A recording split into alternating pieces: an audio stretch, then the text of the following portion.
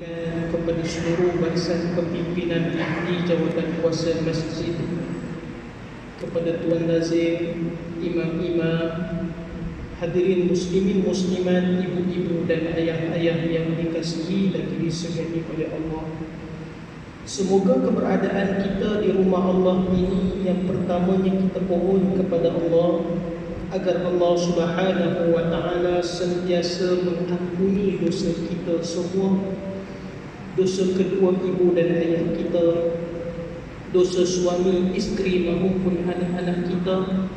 Mudah-mudahan Allah Subhanahu wa taala menerima semua amal kebaikan yang dilakukan oleh kita, sama ada sekecil-kecil kebaikan ataupun sebesar-besar kebaikan. Mudah-mudahan Allah Subhanahu wa taala memilih kita untuk memasuki ke dalam syurga-Nya dan dijauhkan kita semua daripada segala siksaan azab api neraka-Nya. Amin ya rabbal alamin. Alhamdulillah wa syukrullah, segala pujian itu hanya selayaknya bagi Allah. Bertemu kita sekali lagi pada malam ini, setelah mana lama kita tidak menyampaikan kuliah di masjid ini, ya, rasanya sudah 2-3 kali, ya, yang mana bertemu dengan jadual-jadual yang lain. Setelah mana hari ini dengan izin Allah Subhanahu wa taala kita bertemu sekali lagi. Dan masih lagi kita membawa kitab rahsia kematian, alam kiamat dan alam akhirat yang dikarang oleh Imam Al-Qurtubi.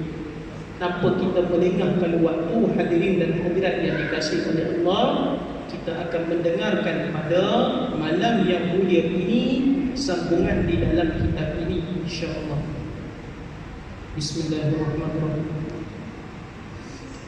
Dan ada pun sahabat-sahabat radhiyallahu anhu ajma'in, dan masing-masing memberikan pandangan tentang di manakah hendak dikebumikan baginda Nabi Muhammad sallallahu alaihi wasallam ajma'in.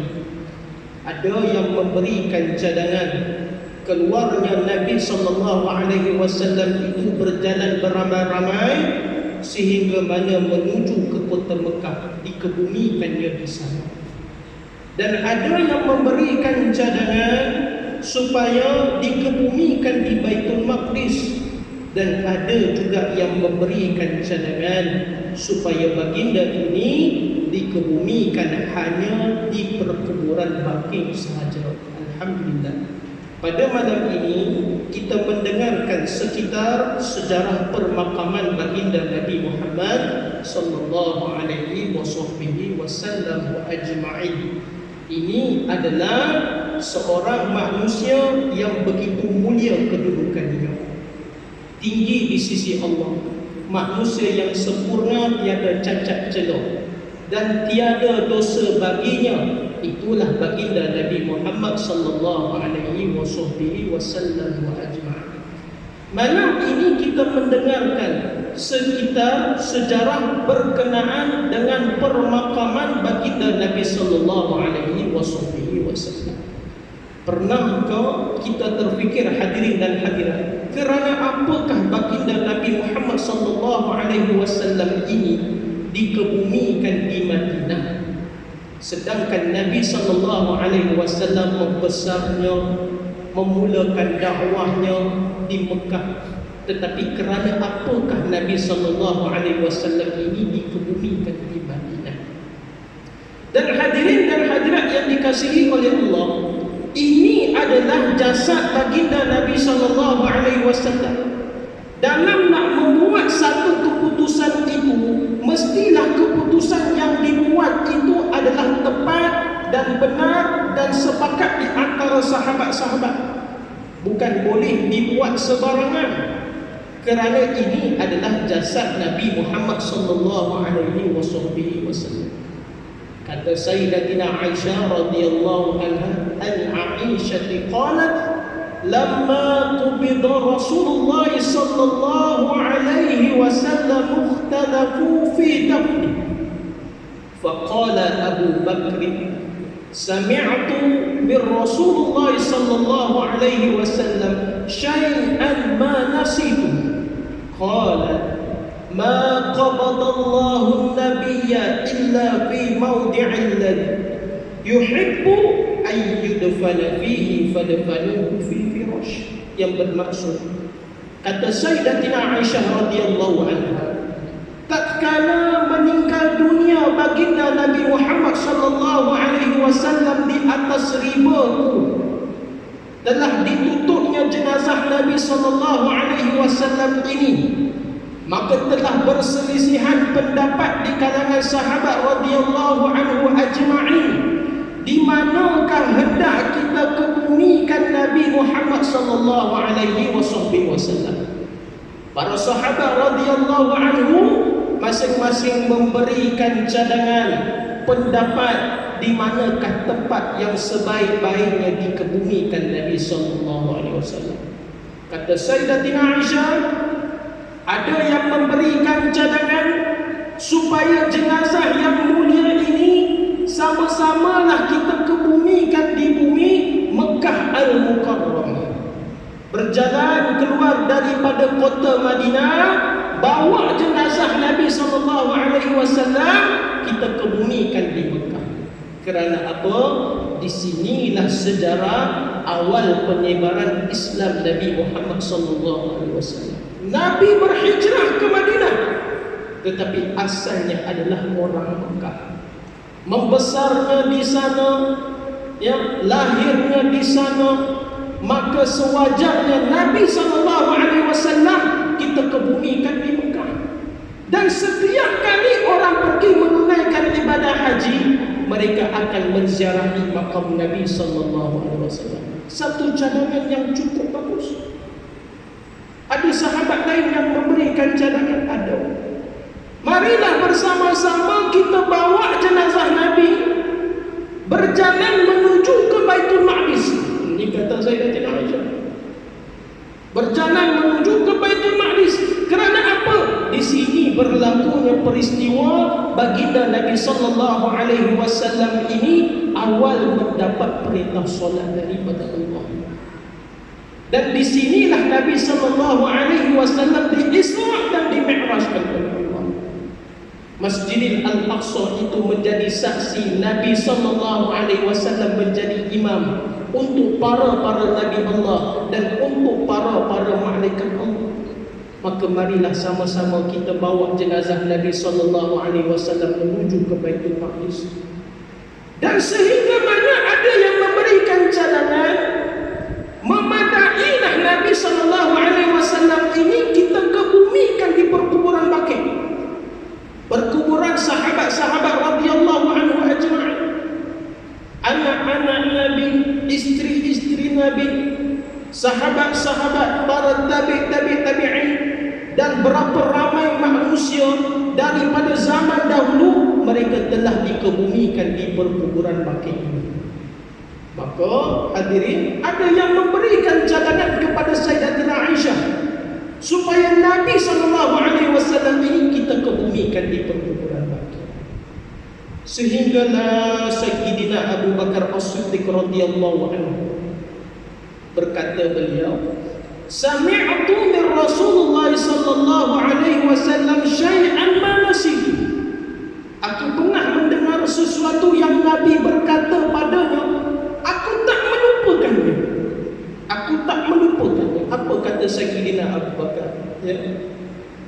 Tatkala Nabi sallallahu alaihi wasallam itu meninggal dunia, tiada diambil Allah akan Nabi melainkan pada tempat yang suka dia dikebumikan padanya. Maka Nabi sallallahu alaihi wasallam ini meninggal dunia di rumah Sayyidatina Aisyah, di tempat Nabi sallallahu alaihi wasallam itu baring. Maka kita sama-samalah menggalikan satu liang dikebumikan Nabi sallallahu alaihi wasallam yang di sana. Ini peranan Sayyidina Abu Bakar As-Siddiq radhiyallahu anhu yang sentiasa berhati-hati dalam nak membuat sebarang keputusan. Dia tak boleh nak buat satu keputusan yang sewenang-wenangnya hanya menggunakan kekuasaannya semata-mata. Sayyidina Abu Bakar As-Siddiq radhiyallahu anhu adalah sahabat Nabi sallallahu alaihi wasallam yang begitu dekat, yang begitu mesti dia akan merujuk kepada Nabi sallallahu alaihi wasallam. Sehingga mana beliau berwasiat supaya jenazah beliau ini kelak disemadikan di sebelah baginda Nabi Muhammad sallallahu alaihi wasallam. Dua sahabat yang berada di sisi baginda Nabi sallallahu alaihi wasallam, Sayyidina Abu Bakar dan juga Sayyidina Umar Al-Khattab radhiyallahu anhu.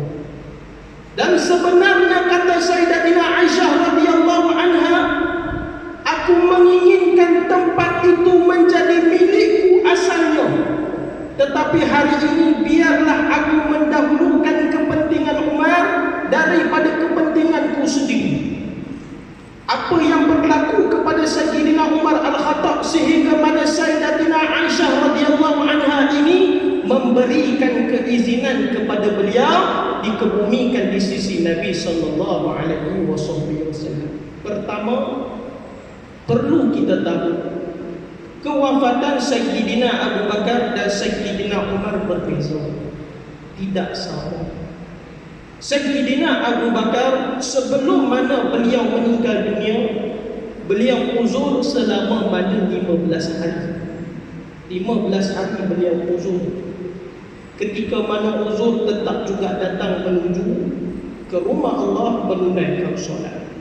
Tapi dalam keadaan dirinya uzur, beliau telah menolak Sayyidina Umar ke hadapan untuk menjadi imam. Maka di sini memberikan petunjuk, setelah mana Sayyidina Abu Bakar wafat, Sayyidina Umar lah yang akan memimpin kita semua. Sayyidina Abu Bakar As-Siddiq radhiyallahu anhu ini siapa nama beliau yang sebenarnya? Nama beliau yang sebenarnya adalah Abdullah bin Uthman bin Amir bin Amir. Tapi bila sebut nama Abdullah bin Uthman ini, orang tak mengenali beliau. Bila digelar dengan Sayyidina Abu Bakar, orang tahu, oh ini bukan calon-calon sahabat. Ini sahabat yang sentiasa membenarkan kata Nabi sallallahu alaihi wasallam. Tidak pernah terdetik di dalam hatinya untuk menduakan kata Nabi, tidak. Dia adalah As-Siddiq yang membenarkan setiap bicara Nabi. Lain daripada gelaran As-Siddiq, apa gelaran yang diberikan kepadanya? Al-Atiq, seorang yang sangat tampan, yang mempunyai badan yang kurus, wajah dalam keadaan tirus, muka dalam keadaan yang putih melepak Sayyidina Abu Bakar, matanya dalam keadaan kedalam, dahi dalam keadaan yang penuh dengan lebarnya. Itu Sayyidina Abu Bakar As-Siddiq. Tetapi diberikan gelaran kepadanya Al-Bab. Apa maksud Al-Bab ini hadirin? Iaitu anak unta. Orang panggilnya itu dengan gelaran anak unta. Bukan wajahnya seperti mana unta, tidak. Tetapi kerana dia, Sayyidina Abu Bakar ini adalah orang yang kaya raya, yang mempunyai ternakan unta yang sangat banyak. Maka orang memanggilnya dengan gelaran Al-Bab, sehingga mana orang memanggilnya dengan gelaran Abi Bakar, Sayyidina Abu Bakar As-Siddiq. Tetapi di akhir riwayatnya, dia yang mempunyai banyak ternakan unta ni, banyak suku ternakan dia tuan. Saat kewafatan beliau, hadirin dan hadirat yang dikasihi oleh Allah, detik-detik Sayyidina Abu Bakar ini hendak wafat, beliau banyak bertanya kepada anak perempuannya Sayyidatina Aisyah radhiyallahu anha. Pertamanya beliau meminta Sayyidatina Aisyah radhiyallahu anha. Ini jarang kita mendengar kisah kewafatan Sayyidina Abu Bakar ni, jarang sungguh. Kalau Sayyidina Umar ni mungkin kita selalu mendengar bagaimana Sayyidina Umar ini ditikam ketika beliau menunaikan solat fardu subuh. Ditikam oleh Abu Lubu'ah, derita selama mana 4 hari. Itu Sayyidina Umar. Tapi Sayyidina Abu Bakar ini, kisah kewafatannya jarang kita dengar. Seperti mana yang dikatakan tadi, beliau ini uzur selama mana 15 hari, jatuh sakit sebelum menghembuskan nafas yang terakhir.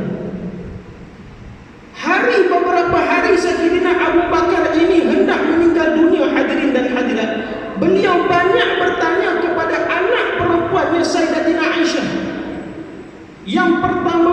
Sayyidina Abu Bakar memanggil Sayyidatina Aisyah, "Wahai Aisyah, boleh tak engkau kumpulkan semua harta-harta milik abah?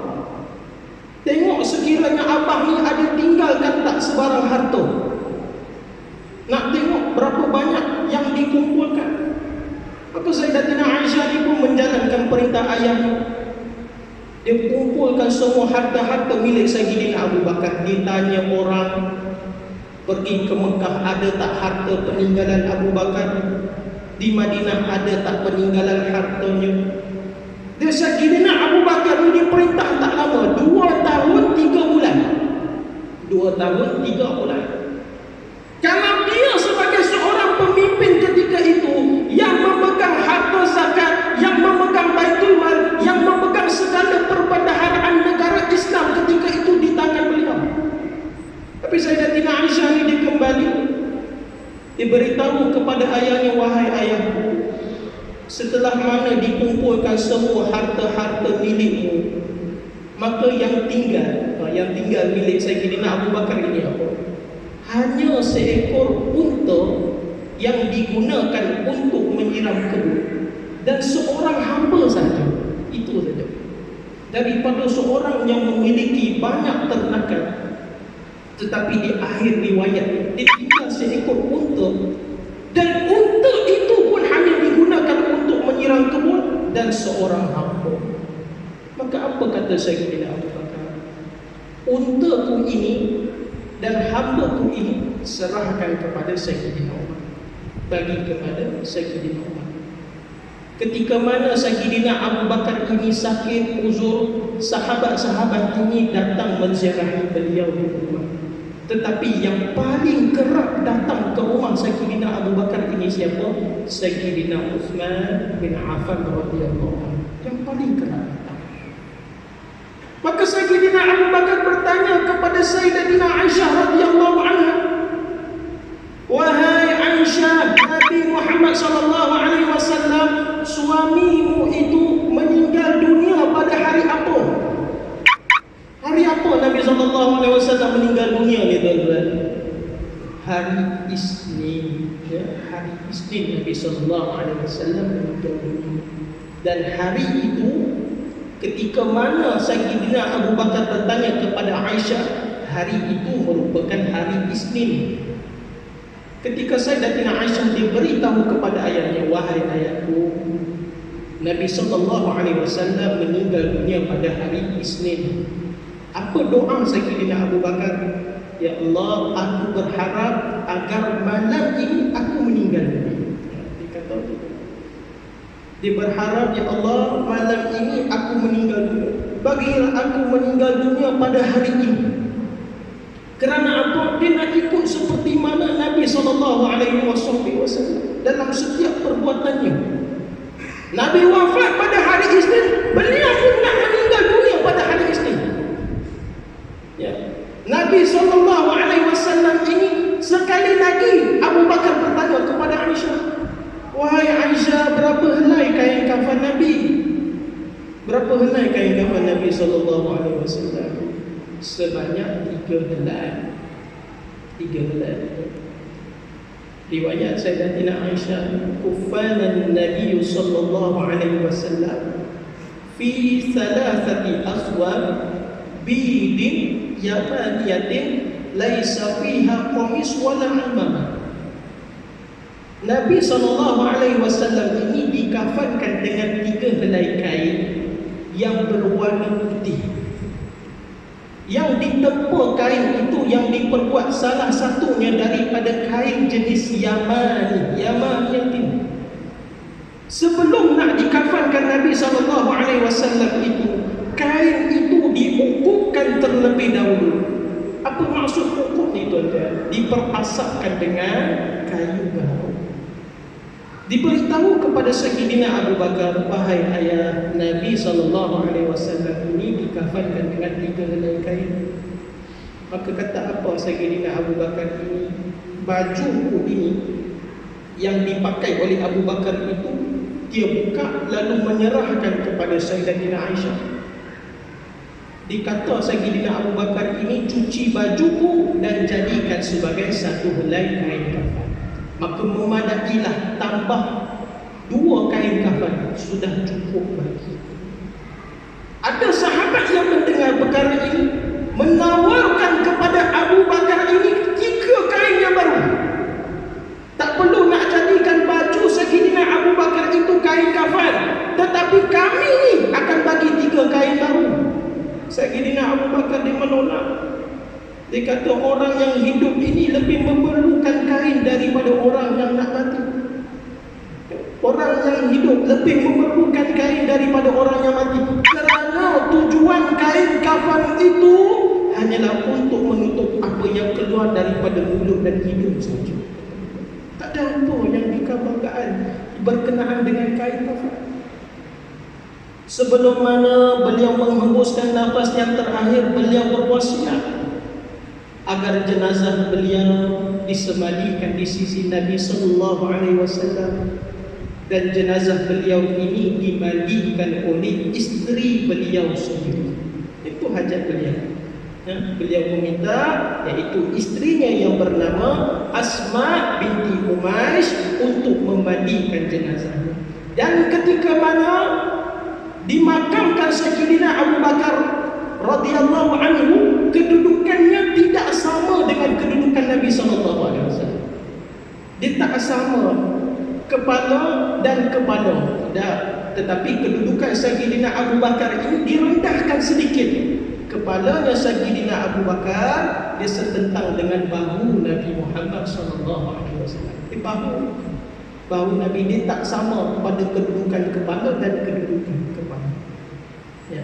Sayyidina Abu Bakar ini meninggal dunia pada tanggal 22 Jamadil Akhir bersamaan dengan hari Isnin ketika usianya 63 tahun. Begitu juga usia Nabi Muhammad sallallahu alaihi wasallam 63 tahun. Dan Sayyidina Umar Al-Khattab juga meninggal dunia ketika usianya 63 tahun. Dan persoalan yang tadi dikemukakan, bagaimana Sayyidatina Aisyah ini boleh berikan keizinan kepada Umar? Kita dah maklumkan kewafatan Sayyidina Umar ini berbeza dengan Abu Bakar. Kalau Abu Bakar meninggal dunia kerana uzur, berbeza dengan Sayyidina Umar. Beliau ditikam ketika mana menunaikan solat fardu subuh. Dia pergi menunaikan solat subuh pagi biasa.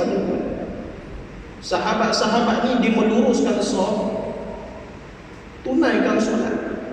Maka Sayyidina Umar ini kehadapan menjadi. Dalam saf ni hadirin dan hadirat, rambut sama hitam, hati naik-naik. Siapa yang menikam Sayyidina Umar ini?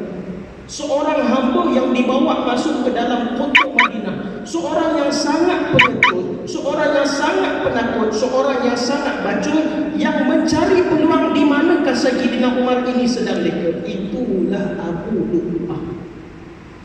Abu Lu'lu'ah ni nama dia. Dendam betul dia kepada Sayyidina Umar. Lama dia simpan dendam.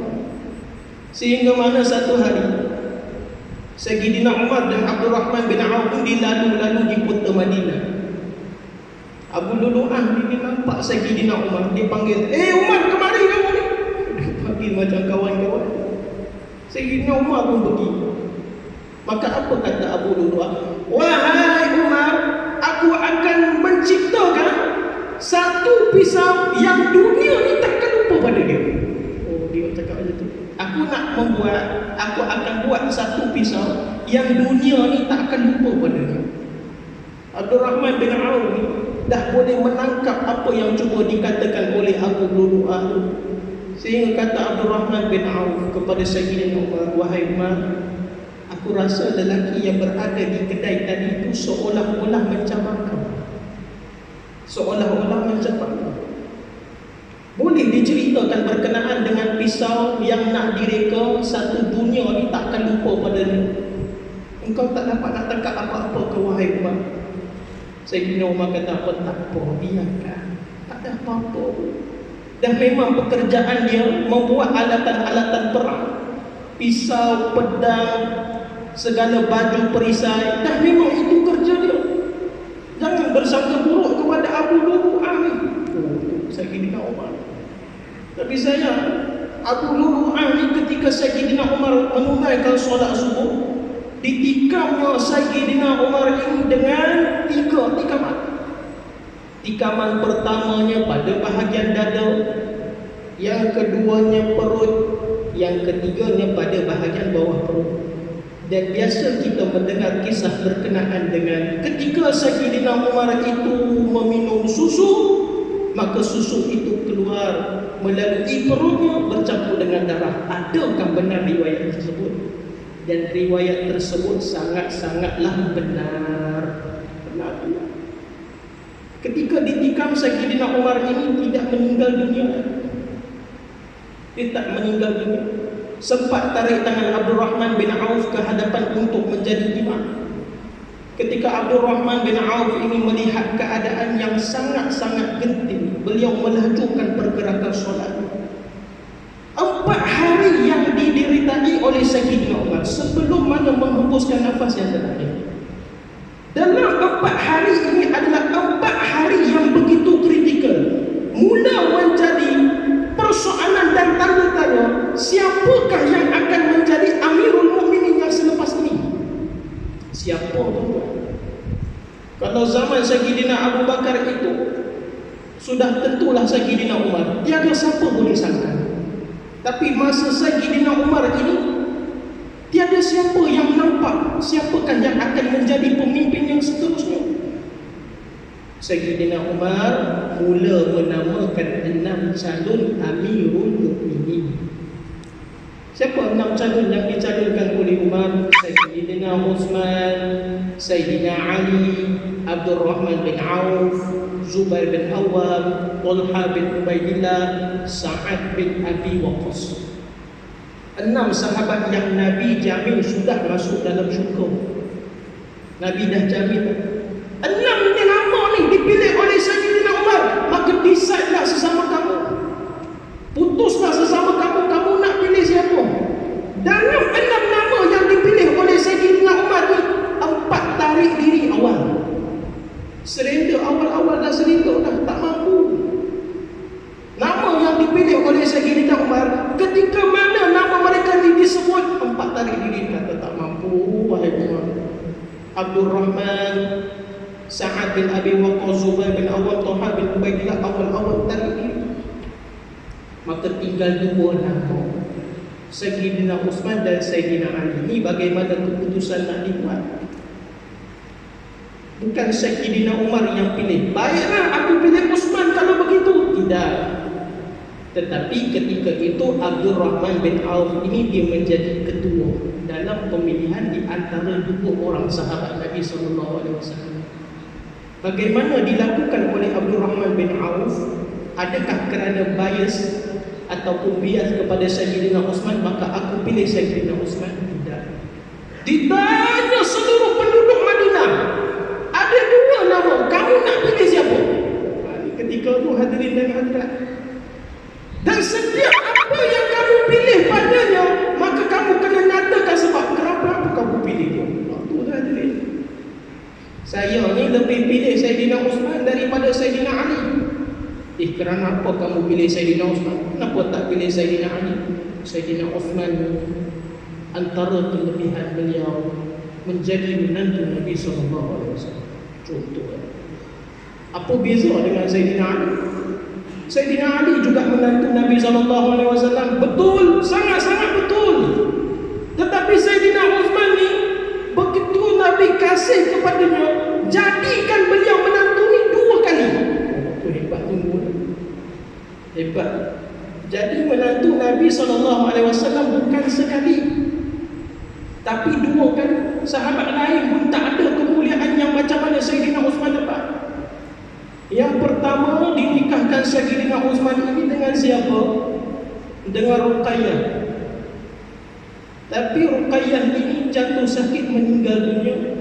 Dapat beritahu kepada Nabi setelah mana Nabi pulang daripada perang Badar.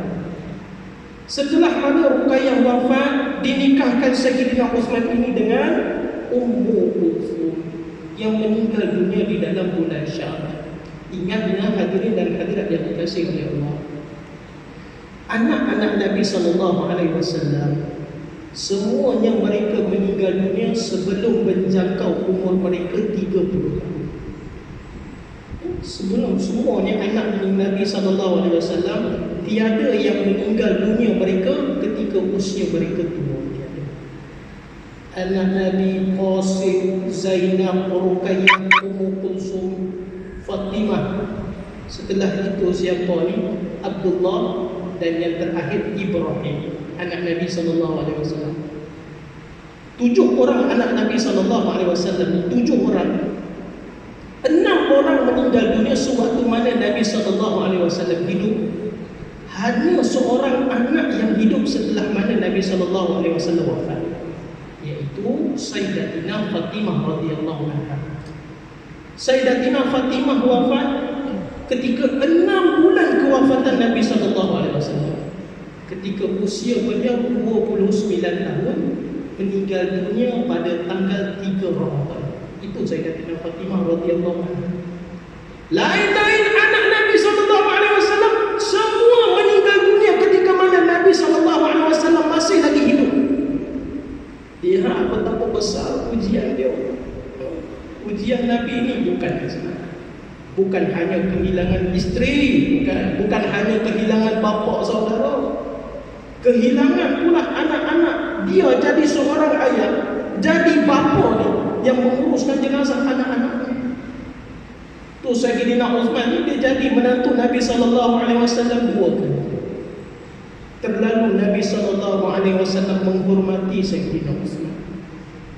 Tapi kisah Sayyidina Uthman, akhirnya beliau wafat ketika beliau sedang membaca Al-Quran, dalam keadaan beliau sedang berpuasa, ditikam daripada belakang. Sehingga ke hari ini Al-Quran Sayyidina Uthman tu masih lagi ada. Nampak lagi percikan darah Sayyidina Uthman yang ada pada Al-Quran yang dibaca. Pada hari ketika mana beliau meninggal dunia tu, beliau bermimpi bertemu dengan Nabi SAW. Dalam mimpi itu apa dia? Wahai Uthman, marilah berbuka puasa bersama dengan aku di dalam syurga. Sayyidina Uthman dia baca Al-Quran. Ketika mana dia baca Al-Quran, dalam dia berpuasa, orang tikam daripada belakang. Itu Sayyidina Uthman. Al-Qurannya Sayyidina Uthman boleh dilihat di Turki yang berada di Museum Topkapı. Sehingga ke hari ini ada peninggalan-peninggalan sahabat radhiyallahu anhum ajma'in. Ketika mana ditanya lagi, siapa yang kamu pilih? Saya pilih Sayyidina Ali pula. Saya tak pilih Sayyidina Uthman. Kerana apa kamu pilih Ali bukan Uthman? Ali ini antara kemuliaannya dia menjadi menantu Nabi SAW. Sama saja dengan Sayyidina Uthman. Tapi apa beza Sayyidina Ali? Betul. Tapi Ali adalah kanak-kanak yang pertama yang masuk Islam. Dia 4 orang yang terawal masuk Islam ni siapa? Sayyidina Abu Bakar, Sayyidatina Khadijah, seterusnya siapa lagi? Dan sahabat nanti kita cerita. Biarlah daripada asal sebentar insya-Allah.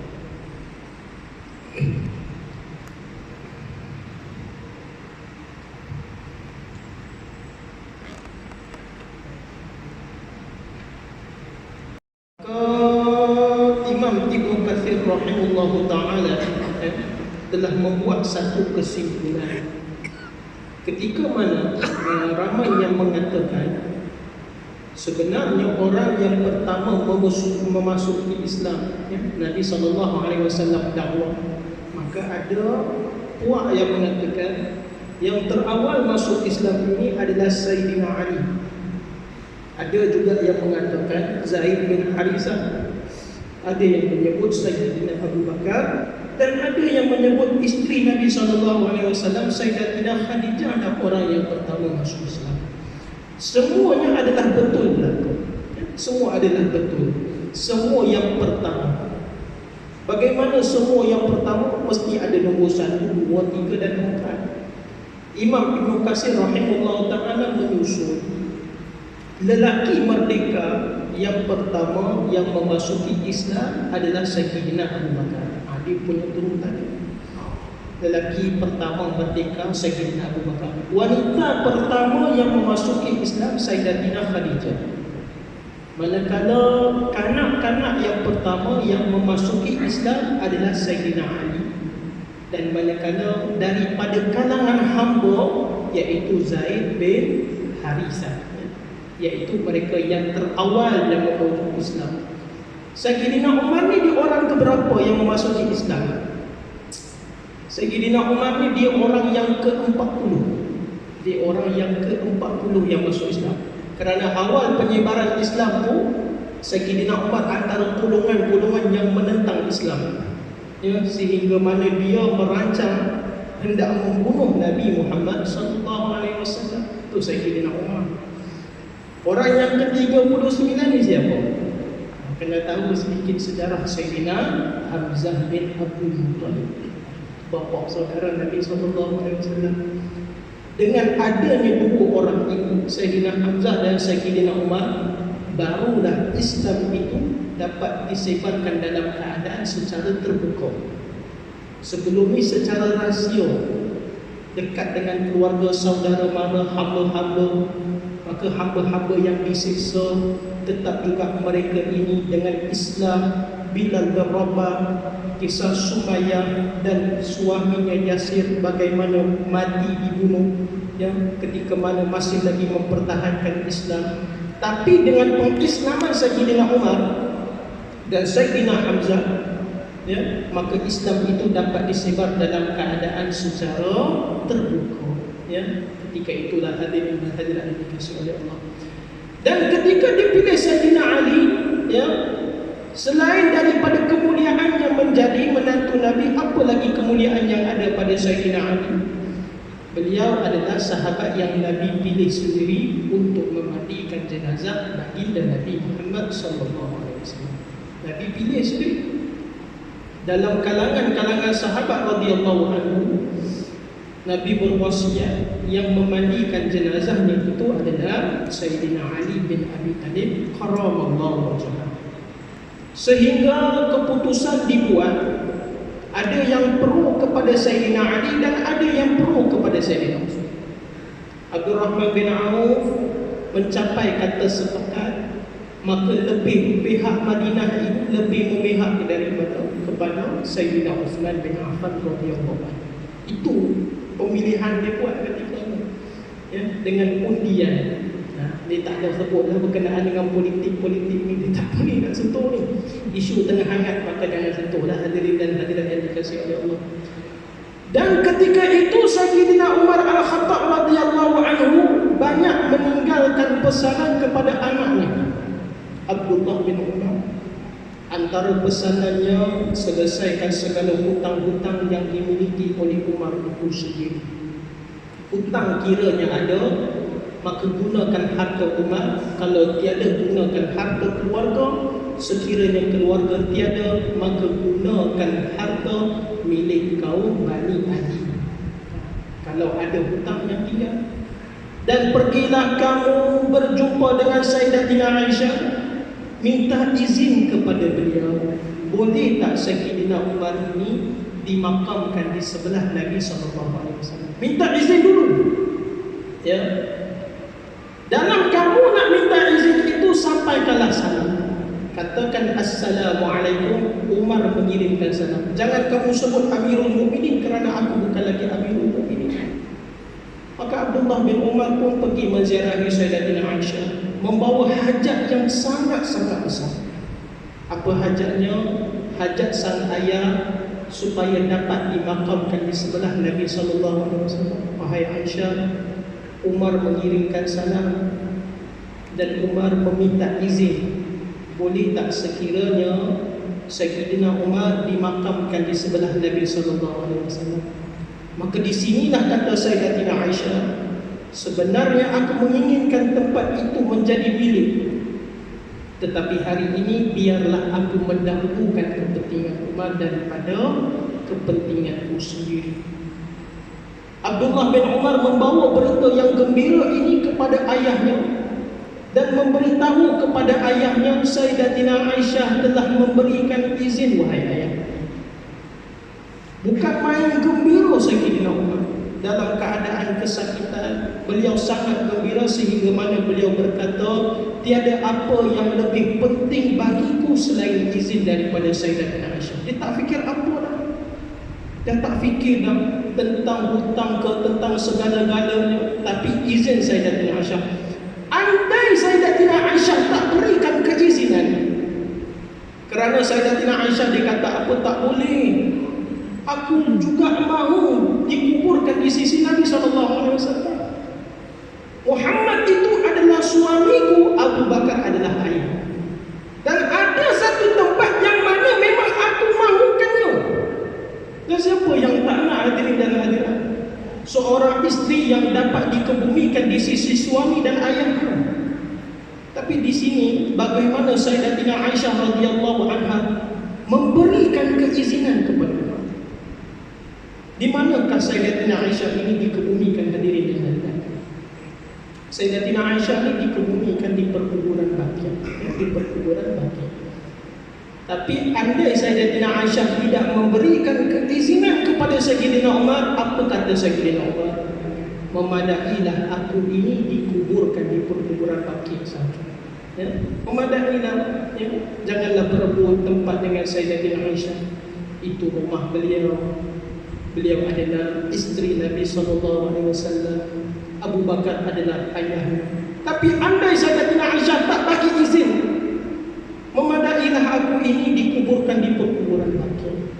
Dan Sayyidatina Aisyah setelah mana diberikan keizinan, dikebumikan Sayyidina Umar di sisi Nabi SAW dan Sayyidina Umar. Sayyidina Umar meninggal dunia ketika usianya 63 tahun juga.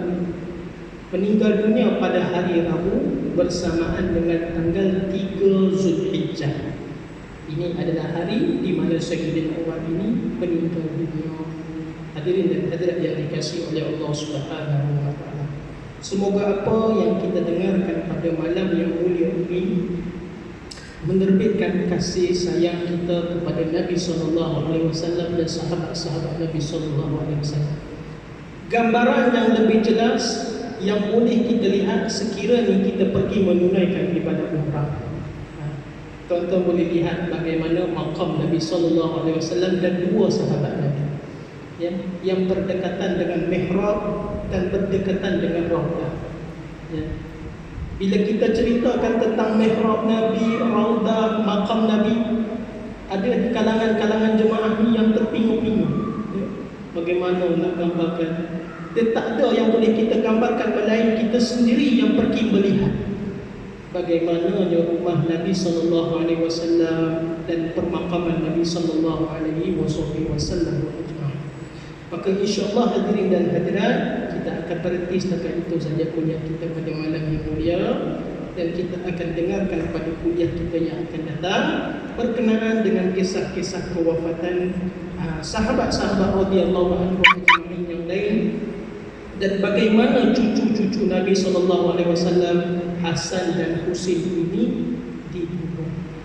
Betulkah riwayat yang menyebut kepala Hasan dan Husain ini dipenggal dan dijadikan sebagai bola?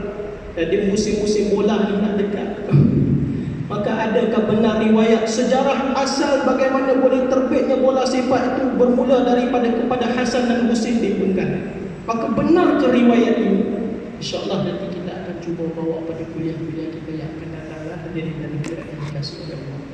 Maka saya mohon kemaafan sekiranya ada terkasar bahasa, mengguriskan perasaan, kata-kata yang kurang menyenangkan dalam penyampaian kuliah pada malam yang mulia ini.